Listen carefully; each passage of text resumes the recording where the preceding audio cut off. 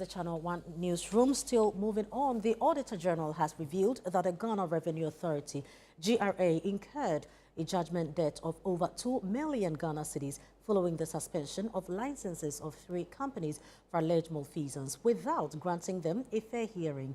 According to the Auditor-General's report, the GRA failed to provide relevant evidence to justify its actions, resulting in the court awarding a judgment debt against the authority. Channel One News' Hisni Ayikwe Okain reports.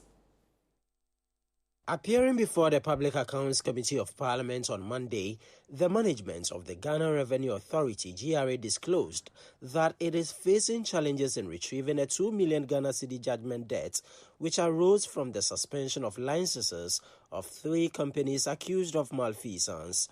The suspension, carried out without due process, resulted in a court ruling against the authority. Recommendation is to charge specific officers that were involved. At the moment, we have had difficulties given the circumstances surrounding how this event occurred to be able to identify the officers and assign them. And that's why we are reporting back to the committee that we have had difficulties in actually identifying the officers to be able to practically implement the recommendation. This is very interesting. Whoever made that decision to suspend their licenses should have had some kind of piece of paper that they looked at. All these companies may have some paperwork at GRA. You suspend their licenses, they take you to court. Give us the reasons why you suspended it, you can't give them. And because of that, we pay over 2 million Ghana cedis.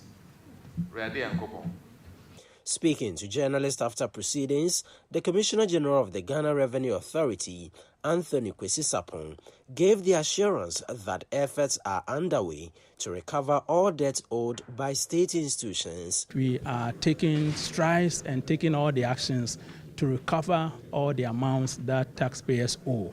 And as you may witness from our engagement with the committee, we have done tremendous effort in terms of the report that we presented to them, achieving greater strides in recovering the taxes, and we also assure that the remaining amounts will continue to work with taxpayers and collect it, ultimately to collect the revenue for national development and in support of the President's vision of resetting and building this nation. The Controller and Accountant General, Kwesi Ejei, also appeared before the committee and dismissed reports by the Auditor General suggesting an overstatement of the public debt by 138 billion Ghana cedis. To the debt figure, we look at that for central government and guaranteed SOEs, and then the unguaranteed SOEs, and the summation of the two gives us a total for the whole of government accounts.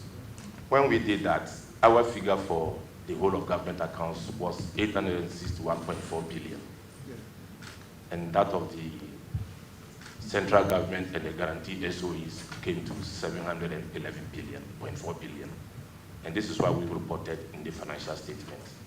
But after the report was submitted to Parliament, we met with the auditors, and then we reconciled, we did some reconciliation, but we still came back with the same figure.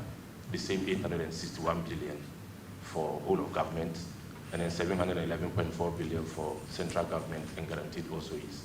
So far as we are concerned, we reconcile. The figures haven't changed. The figure as we see in the financial statement is the same as we have after the reconciliation, and they haven't impacted on the accounts of the state.